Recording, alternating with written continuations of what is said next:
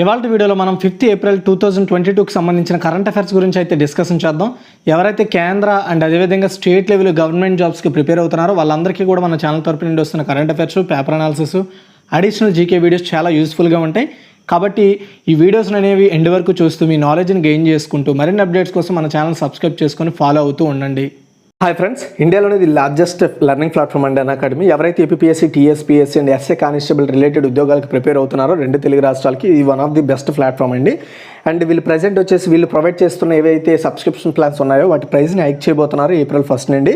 And ఎవరైనా APSC, TSPSC subscription తీసుకుందామనే thoughts ఉంటే ఇదే బెస్ట్ టైము. సో 3 monthsకి 4,250 రూపాయలది.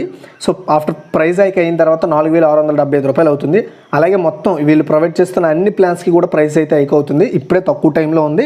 అండ్ అడిషనల్గా మీరు కానీ మన EDU TEC 10 అనే ఈ కోడ్ కానీ వాడితే గుర్తుపెట్టుకోండి, ఈ కోడ్ ఇక్కడ కూడా షో చేస్తాను. ఈ కోడ్ వాడితే మీకు అడిషనల్గా ఇంకొక 10% డిస్కౌంట్ కూడా యాడ్ అవుతుంది. ఇంట్రెస్ట్ ఉండే వాళ్ళు ఇప్పుడే సబ్స్క్రిప్షన్ తీసుకోండి. చాలా బెస్ట్ ప్లాట్ఫామ్. చాలామంది ఎడ్యుకేటర్లు ఇందులో పనిచేస్తున్నారు. మంచి ఎడ్యుకేటర్లు మంచి బ్యాచ్ కోర్సెస్, టెస్టులు అన్నీ ప్రొవైడ్ చేస్తున్నారండి. అదేవిధంగా వీళ్ళు లిమిటెడ్ పీరియడ్ ఆఫర్ కూడా ఒకటి ప్రొవైడ్ చేస్తున్నారు. ఇది till March 29th to 31st వరకే ఉంటుంది. ఒకవేళ ఎవరైనా సరే 24 నెలల సబ్స్క్రిప్షన్ తీసుకుంటే 3 months ఫ్రీ సబ్స్క్రిప్షన్. ఒకవేళ 12 నెలల సబ్స్క్రిప్షన్ తీసుకుంటే వాళ్ళకి 2 months సబ్స్క్రిప్షన్ అండి. ఈ March 29th to 31st వరకు ఇది అవైలబుల్లో ఉంటుంది. తర్వాత చూసుకున్నట్టయితే మనకి లక్ష్యం అనే పేరుతో Group 1, 2 ఎగ్జామ్స్కి తెలంగాణ అండ్ ఏపీలో కాంప్రహెన్సివ్ బ్యాచ్ కోర్సెస్ 4 ఎడ్యుకేటర్ల ద్వారా స్టార్ట్ చేస్తున్నారు. ఇది April 1 నుంచి స్టార్ట్ కాబోతోంది. అదేవిధంగా ఆస్క్ మీ ఎనీథింగ్, మీకు ఏమైనా డౌట్స్ ఉన్నా Group 1, 2కి సంబంధించి అయిపోయిన తెలంగాణలో చైతన్య దేవస్వార్ ద్వారా March 31st 7 PMకి పర్టికులర్గా ఒక సెషన్ ఉంటుంది. అందులో పాల్గొంటే మీకు డౌట్స్ అన్ని క్లారిఫై చేసుకోవచ్చు. And junior computer assistant full length mock test అయితే నిర్వహిస్తున్నారండి. దీనికి సంబంధించి each paper consist 150 questions, 150 minutes free scholarship test. ఇది ఇందులో ర్యాంక్ 1 నుండి ర్యాంక్ 4 వరకు ర్యాంక్ సంపాదిస్తే పర్సంటేజ్ వైడ్గా సబ్స్క్రిప్షన్ ప్లాన్స్లో స్కాలర్షిప్ అయితే ప్రొవైడ్ చేస్తారు. ఈ టెస్ట్ April 2 2 PM ఉండబోతుంది. దీనికి సంబంధించిన లింక్స్ అన్ని కూడా డిస్క్రిప్షన్లో ఉంటాయి. And endowment officer full length test కూడా ఉండబోతుంది. 150 minutes, 150 questions free scholarship test. Rank 1 నుండి ర్యాంక్ 4 వరకు ర్యాంక్ సంపాదిస్తే పర్సంటేజ్ వైజ్గా స్కాలర్షిప్ అయితే ప్రొవైడ్ చేస్తారు సబ్స్క్రిప్షన్స్లో.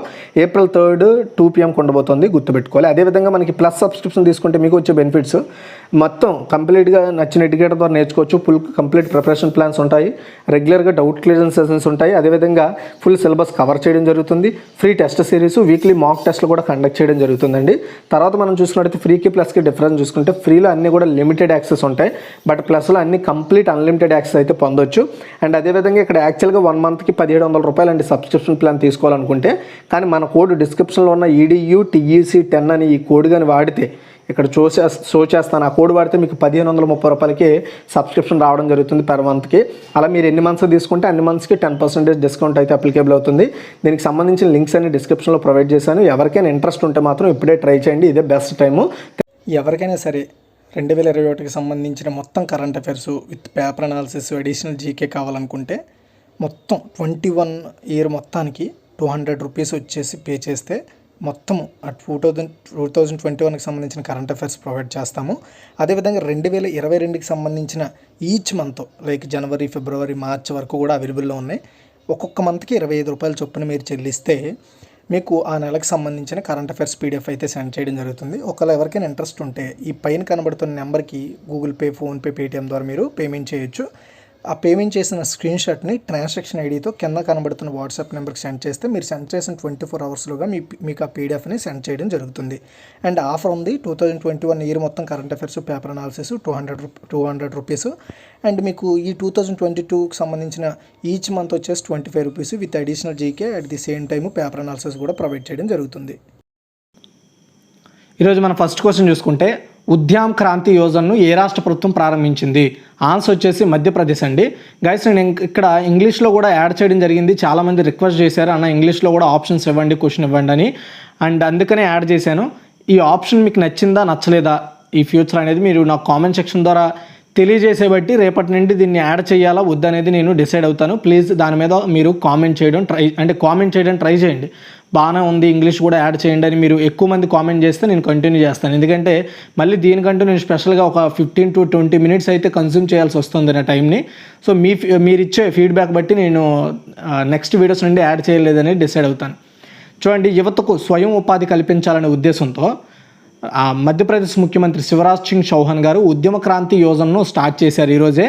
ఈ పథకం కింద ఈ పథకం ఉద్దేశం ఏంటి అంటే స్టేట్ గవర్నమెంట్ వడ్డీ రేట్లపై రాయితీ ఇస్తుంది అనమాట. అంటే ఫర్ ఎగ్జాంపుల్ రాయితీ అంటే ఎలా అంటే నార్మల్గా అనుకోండి 10 రూపాయలు వస్తుంది అనుకోండి, 10 రూపాయలు వడ్డీ వేస్తున్నారు అనుకోండి, లేదా 7 రూపాయలు వడ్డీ అనుకోండి, ఫర్ ఎగ్జాంపుల్ చెప్తున్నా 7 రూపాయలు వడ్డీ అనుకోండి. అదే ప్రభుత్వం ఏంటంటే దీని మీద రాయితీ ప్రకటిస్తుంది. అయితే పూర్తిగా వడ్డీ లేకుండా చేయడమో లేదా కేవలం రూపాయి వడ్డీతో ఇవ్వడమో అనేది డిపెండ్ అయ్యి ఇస్తుంది అనమాట. అంటే ₹1,00,000 నుండి 50 లక్షల రుణ హామీని ఇస్తుంది. 2022-23 ఆర్థిక సంవత్సరంలో 1,00,000 మంది యువతకు ప్రయోజనం చేకూరాలనే ఉద్దేశంతో ఈ యొక్క స్కీమ్ని అయితే ఈ పథకాన్ని అయితే స్టార్ట్ చేశారు.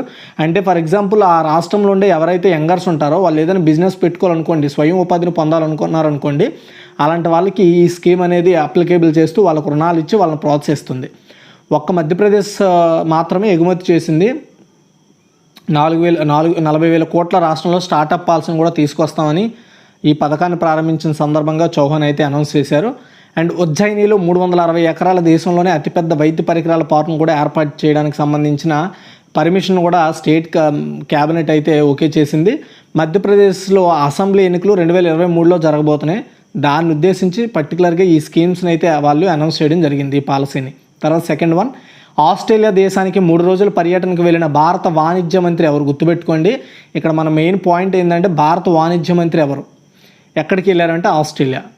చూడండి, శ్రీ పీయూష్ గోయల్ అండి. భారత ఆస్ట్రేలియా ఆర్థిక సహకారము మరియు వాణిజ్య ఒప్పందం, దీన్నే ఈసీటీఏ అంటారు. ఈసీటీఏ అంటే ఫుల్ ఫామ్ ఏంటనేది ఇక్కడ మీకు క్లారిటీగా ఎక్స్ప్లెయిన్ చేస్తాను. ఈసీటీఏ అంటే India Australia economic cooperation and trade agreement. ECTA full form గుర్తుపెట్టుకోండి.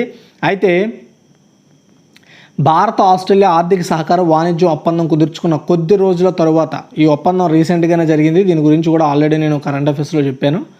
కొద్ది రోజుల తరువాత జౌళి శాఖ, వాణిజ్య మరియు పరిశ్రమల మంత్రి పీయూష్ గోయల్ 3 రోజుల ఆస్ట్రేలియా పర్యటనకు ప్రారంభించారు. భారతదేశం మరియు ఆస్ట్రేలియా ఏప్రిల్ 2న ఆర్థిక సహకారం మరియు వాణిజ్య ఒప్పందంపై సంతకాలు చేసుకున్నాయి. అండ్ ఇది జరిగిన తరువాత పీయూష్ గోయల్ గారు అయితే ఆస్ట్రేలియాని విజిట్ చేయడానికి వెళ్ళారు. అండ్ ఈ ఆస్ట్రేలియా ప్రత్యేక వాణిజ్య రాయబారి టోనీ అబార్డ్తో గోయల్ గారు అయితే చర్చలు జరుపుతారు. దానికి సంబంధించి ఫ్యూచర్లో ఏ విధంగా ప్లాన్ చేయాలి, బిజినెస్ పరంగా ఇలాంటి వాటి మీద ఏ విధమైన చర్యలు తీసుకోవాలనే దాని మీద చర్చిస్తారనమాట. దాని ఉద్దేశం అది. అందుకోసమైనా అతను విజిటింగ్కి వెళ్ళారు. తర్వాత అండ్ ఈ పర్టికులర్ విజిట్లో కూడా వేరే సంస్థలతో ఒప్పందాలు కుదుర్చుకునే అవకాశాలు కూడా ఉన్నాయి. తర్వాత థర్డ్ వన్, ప్రస్తుతం సింగపూర్ పర్యటనలో ఉన్న భారతదేశ ఆర్మీ చీఫ్ ఎవరు? ఆన్సర్ చూసుకున్నట్టయితే ఎంఎం నరవనే అండి. చూడండి, దీనికి సంబంధించి చిన్న అప్డేట్ చెప్పాలి. యాక్చువల్గా ఈ మంత్తో ఎంఎం నరవనే వచ్చేసి ఆర్మీ చీఫ్గా ఆయన పదవి విరమణ చేయబోతున్నారు. అండ్ ఆ ప్లేస్లో కొత్త వ్యక్తి రాబోతున్నారు. ఆ వ్యక్తి ఒక న్యూస్ అయితే వైరల్ అయ్యింది, బట్ అది నేను పూర్తిగా అఫీషియల్ కాకుండా అనౌన్స్ చేయకూడదు, అది మిమ్మల్ని మిస్గైడ్ చేసినట్టు ఉంటుంది. అందుకని నేను ఆ క్వశ్చన్స్ అయితే యాడ్ చేయలేదు, ఆ మ్యాటర్ని యాడ్ చేయలేదు. ఎందుకంటే ఈ నెలాఖరులోగా ఏదో ఒక అప్డేట్ అయితే ఇస్తారు కాబట్టి అప్పుడు చెప్దామని ఉద్దేశంతో ఆగాను. అండ్ ఎంఎం నరవణేని వచ్చేసి చీఫ్ ఆఫ్ డిఫెన్స్ స్టాఫ్గా నియమించాలనే ఉద్దేశంతో ఉన్నట్టు కూడా తెలుస్తోంది. బట్ ఇంకా న్యూస్ ఇంకా బయటకు అంటే అఫీషియల్గా రాలేదు కాబట్టి నేను దాని గురించి పెద్దగా చర్చించాలనుకోలేదు, అందుకనే పెట్టలేదు. అండ్ వేరే ఛానల్ వాళ్ళు ఎవరో అవి అప్డేట్ ఇచ్చుంటే ఒకసారి మీరు గమనించండి, ఎందుకంటే అది అఫీషియల్ ఇంకా కాలేదు. లోపల చర్చలు జరుగుతున్నాయంట. ఎండ్ ఆఫ్ ది డే ఈ ఏప్రిల్ ఎండ్లో ఏదో ఒక విషయం అయితే బయటపడుతుంది, ఎవరు న్యూ ఆర్మీ చీఫ్, ఎవరు new chief of defence staff అనేది. ఓకే, సో అయితే మన Indian army chief general MM Naravane సింగపూర్లో పర్యటనకు అయితే వెళ్ళడం జరిగింది. సో సింగపూర్కి మనకి మధ్య పరంగా డిఫెన్స్ పరంగా సహాయ సహకారాలు అనేవి ఏ విధంగా ఉండాలి, ఏ విధంగా ఉంటే మంచిది అనే మధ్య ఫ్రెండ్షిప్ని మెరుగుపరుచుకోవడం కోసం ఈ పర్యటన అయితే చేపట్టడం జరిగింది. ఈ పర్యటనలో భాగంగా సింగపూర్లో ఉన్న చాలా ప్రదేశాలను ఎంఎం నరవనే గారు అయితే వెళ్ళి విజిట్ చేయడం జరిగింది. General Naravane Singapore army chief brigadier general David నియోను కలిసి చర్చలు అయితే జరిపారు. ఈరోజు సింగపూర్లో చాలా ప్రదేశాలను ఆయన విజిట్ చేయడం జరిగింది. తర్వాత fourth one, women in uniform and agent of change అనే అంశంతో ఏ భారత రక్షణ దళం జాతీయ సదస్సును నిర్వహించింది? భారత రక్షణ దళం ఆన్సర్ వచ్చేసి రైల్వే ప్రొటెక్షన్ ఫోర్స్ అండి, ఆర్పిఎఫ్. ఓకే, చూడండి, railway protection force RPF women in uniform in agent of change అనే ఈ అంశంపై జాతీయ సదస్సు నిర్వహించింది.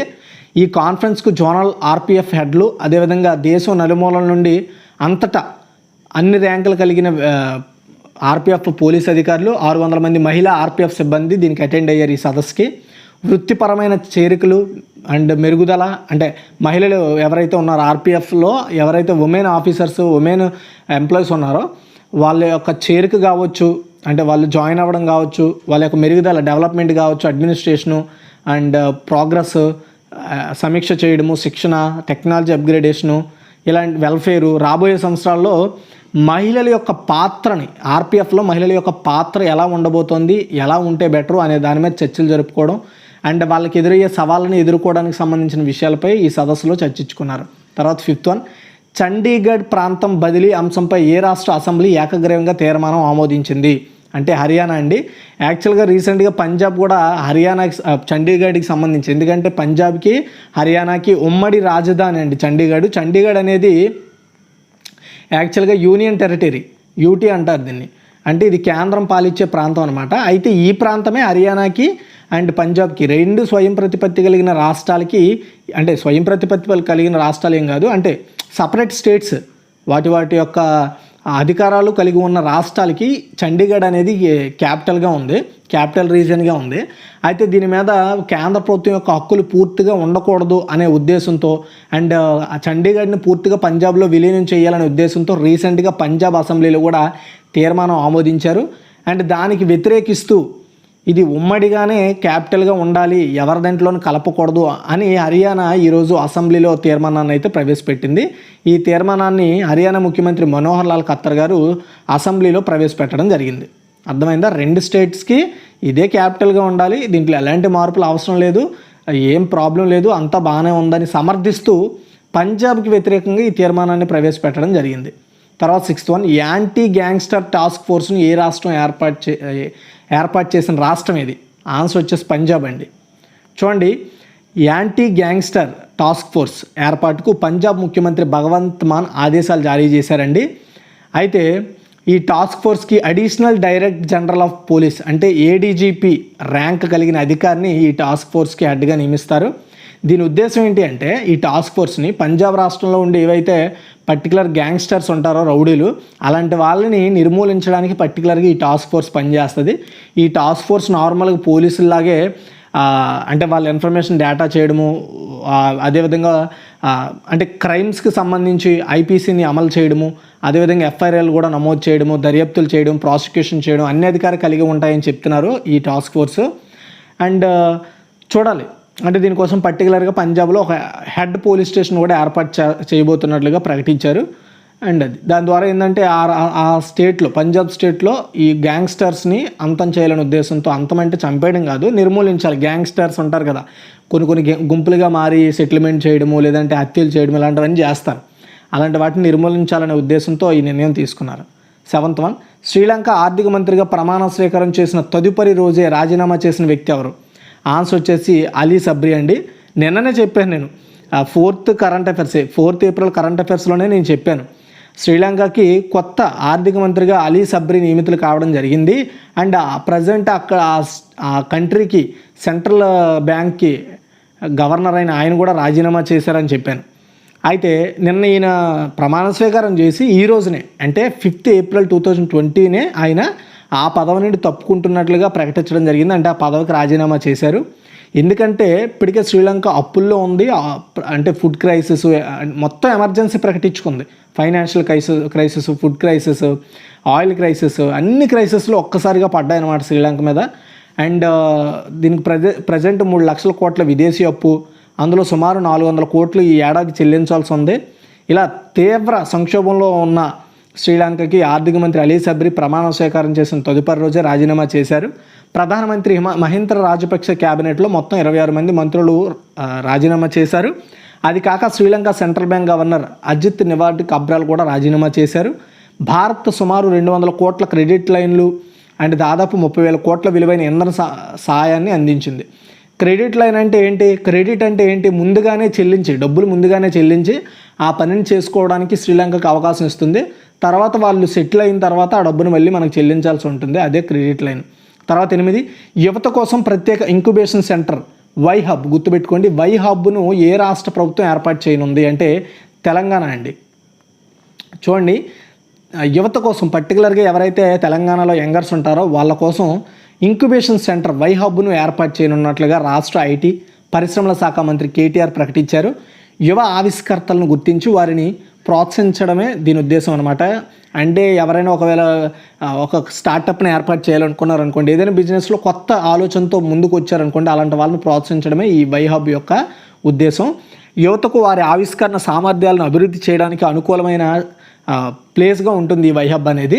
ఈ క్రమంలో కేటీఆర్ వై హబ్ను సంబంధించి ప్రకటన చేస్తూ ప్రస్తుతం వై హబ్ ఏర్పాటుకు దిశగా అధికారులు కసరత్తు చేస్తున్నట్లుగా ప్రకటించారు ఆయన. తర్వాత 9, సరిహద్దు ప్రాంతాల్లో హిమ్ ప్రహారీ పథకాన్ని ఏ రాష్ట్ర ప్రభుత్వం అమలు చేయాలని యోచిస్తోంది? ఆన్సర్ వచ్చేసి ఉత్తరాఖండ్ అండి. ఉత్తరాఖండ్ ముఖ్యమంత్రి పుష్కర్ సింగ్ ధామి ఏప్రిల్ 5, 2022 పార్లమెంటులో కేంద్ర హోంమంత్రి అమిత్ షాను కలిశారు. మరియు రాష్ట్ర సరిహద్దు ప్రాంతాల్లో అంటే ఉత్తరాఖండ్కి ఏవైతే బార్డర్స్ ఏరియాస్ ఉంటాయో ఆ ప్రాంతాల్లో హిమ్ ప్రహారీ పథకాన్ని సజావుగా అమలు చేయడంలో కేంద్రాన్ని సహాయం అడిగారు ఆయన. హిమ్ ప్రహారీ అనే పథకము ఏం చేస్తుందంటే మాజీ సైనికులు అండ్ యువకుల కోసం ఉద్దేశించబడింది. అండ్ ఈ ఉత్తరాఖండ్ రాష్ట్రం నుండి ప్రజలు వలసలను ఆపడానికి ప్రత్యేకంగా ఈ హిమ్ ప్రహారీ పథకం అనేది ఉపయోగపడుతుంది అన్నమాట. తర్వాత 10, భారతదేశంలో జాతీయ సముద్రయాన దినోత్సవాన్ని ఎప్పుడు జరుపుకుంటారు? దీన్ని నేషనల్ మ్యారిటైమ్ డే అంటారు. ఆన్సర్ వచ్చేసి ఏప్రిల్ 5 అండి. చూడండి, ఏప్రిల్ 5న దేశవ్యాప్తంగా జాతీయ సముద్ర దినంగా జరుపుకుంటాం మన ఇండియాలో. భారత ఆర్థిక వ్యవస్థ అభివృద్ధిలో సముద్ర వాణిజ్య పాత్ర కూడా చాలా ఉందని చెప్పాలి. ఎందుకంటే ఇప్పుడైతే మనకి ఏరోప్లేన్స్ ఇవన్నీ కూడా వచ్చేసాయి, కానీ ఇంతకుముందు విదేశాల నుండి సరుకు రవాణా అనేది ఈ సముద్రం మీదనే జరిగేది. అంటే ఒకప్పుడు మన దేశం అనేది ఈ సముద్రం మీద ఆధారపడి నడిచేదని చెప్పాలి, ఈజీగా చెప్పాలంటే. ఓకే, దాని యొక్క ప్రాముఖ్యతను తెలియజేయడం కోసం ఈ డేని సెలబ్రేట్ చేస్తారు. అంటే వాణిజ్యం, సముద్రం మీద వాణిజ్యం అనేది ఏ స్థాయిలో ఉంది, మనకు అది ఎంత ఇంపార్టెంట్ అనేది తెలియజేయడమే దీని ఉద్దేశం. అయితే యాక్చువల్గా ఈ 2022కి థీమ్ అయితే సెట్ కాలేదండి, అంటే అఫీషియల్గా అనౌన్స్ చేయలేదు. కానీ చాలా న్యూస్ పోర్టల్స్ ఏంటంటే సస్టైనబుల్ షిప్పింగ్ బియాండ్ COVID-19 అనే థీమ్ని షో చేస్తున్నాయి. బట్ ఈ థీమ్ అనేది 2021 అండి, 2022 కాదు ఈ థీము, 21ది. బట్ చాలా వెబ్సైట్స్ వచ్చేసి 2022 అనే మెన్షన్ చేస్తున్నారు. కావాలంటే మీరు కూడా గూగుల్లో సెర్చ్ చేయొచ్చు. బట్ ఈ థీమ్ 2021ది, 22 థీమ్ అయితే అనౌన్స్ అయితే చేయబడలేదు. అండ్ మన ఇండియాలో 12 ప్రధాన వాటర్ రేవుల్లో జవహర్లాల్ నెహ్రూ పోర్ట్ ట్రస్ట్ అతిపెద్దది. ప్రపంచంలో టాప్ 100 కంటైనర్ పోర్ట్లలో 28వ స్థానంలో ఉందన్నమాట ఈ Jawaharlal Nehru port trust. And మన ఇండియాలో 13 ప్రధాన వాటర్ రేవులు ఉన్నాయి, వాటిలో 12 ప్రభుత్వ ఆధీనంలో ఉన్నాయి, ఒకటి వచ్చేసి ప్రైవేట్గా నడుస్తుంది. తర్వాత 11, స్పేస్ ఎక్స్ ఫాల్కన్ 9 రాకెట్ నుండి ఏ భారతీయ స్పేస్ టెక్ స్టార్టప్ తన మొదటి వాణిజ్య ఉపగ్రహం శకుంతలను ప్రయోగించింది? శకుంతల. ఆన్సర్ వచ్చేసి పిక్సెల్ అండి. Indian space tech startup pixel and head quarters వచ్చేసి బెంగళూరులో ఉంది. ఏప్రిల్ 2022లో శకుంతల అనే దాని మొదటి వాణిజ్య ఉపగ్రహాన్ని ప్రయోగించింది. పూర్తి స్థాయి వాణిజ్య ఉపగ్రహాన్ని ఎలాన్ మస్క్ నడుపుతున్న స్పేస్ ఎక్స్ యొక్క ఫాల్కన్ 9 రాకెట్లోని కేప్ కెనరవెల్ నుండి ప్రయోగించారండి. ఈ ప్రయోగం స్పేస్ ఎక్స్ యొక్క ట్రాన్స్పోర్టర్ 4 మిషన్ కింద జరిగింది. శకుంతల, దీన్ని TD2 అని కూడా అంటారు. దీని బరువు వచ్చేసి 15 కేజీలు అండి. శకుంతల అనే ఉపగ్రహం డేటా సెట్లను క్యూరేట్ చేయడంలో పిక్సెల్కు సహాయం చేస్తుంది. ఇది పిక్సెల్ నిజ సమయంలో ప్రపంచ సంఘటనలు పర్యవేక్షించడానికి, అంటే ప్రజెంట్ మన భూమి మీద ఏమేమి జరుగుతుంది అనేది ఈ పిక్సెల్ పంపించిన ఏదైతే పర్టికులర్ ఈ శకుంతల అనే శాటిలైట్ ఉందో అది ఎప్పటికప్పుడు దాని మీద పర్యవేక్షణ చేస్తూ ఉంటుంది. అండ్ దాన్ని అంచనా వేస్తూ మన భూమి మీదకి దాని యొక్క ఇమేజింగ్ని కావచ్చు, దాని డీటెయిల్స్ని అయితే సెండ్ చేస్తూ ఉంటుంది. దాని ద్వారా ఎప్పటికప్పుడు మన భూమి మీద ఎలాంటి మార్పులు జరుగుతున్నాయనేది తెలుసుకోవచ్చు. 12 అండి, వాట్సాప్, గూగుల్ పే, అమెజాన్ పేకి పోటీనిస్తూ టాటా గ్రూప్ విడుదల చేయనున్న సూపర్ యాప్ మొబైల్ అప్లికేషన్ పేరు ఏమిటి?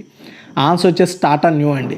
చూడండి, సాల్ట్2 సాఫ్ట్వేర్ సమ్మేళనం Tata group April 7, 2022 Tata new అనే పేరుతో కొత్త మొబైల్ని అయితే లాంచ్ చేయబోతోంది. ఇది ఒక 1 స్టాప్ మొబైల్ యాప్ అని చెప్పొచ్చు, అంటే అన్ని సౌకర్యాలు కలిగిన యాప్ అనమాట. టాటా న్యూ ఇది ఒక సప్పర్ యాప్గా లాంచ్ చేయబడుతుంది. ఇక్కడ వినియోగదారులు కిరాణా, గ్రాసరీస్ కావచ్చు, గ్యాడ్జెట్స్ కావచ్చు, అండ్ అంటే వేరే వేరే టూరిజం ప్లాన్స్ చేసుకోవచ్చు. చాలా సౌకర్యాలు అయితే ఇందులో అందుబాటులో ఉండబోతున్నాయి. పేమెంట్స్ కూడా చేయొచ్చు.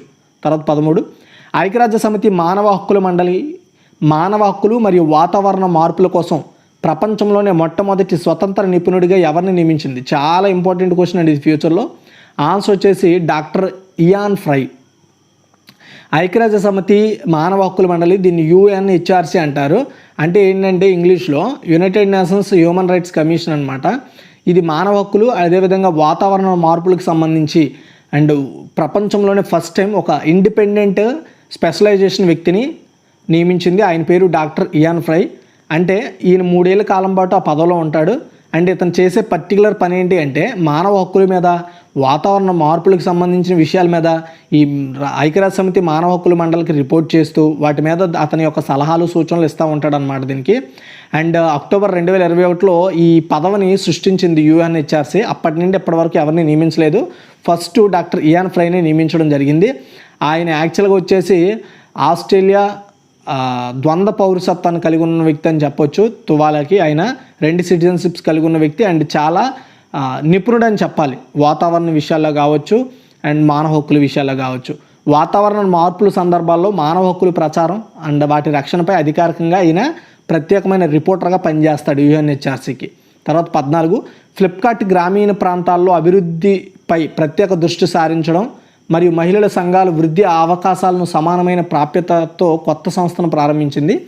ఈ ప్లాట్ఫామ్ పేరేమిటి? ఆన్సర్ వచ్చేసి ఫ్లిప్కార్ట్ ఫౌండేషన్ అండి. అంటే ఏం లేదు, సింపుల్గా చెప్తాను.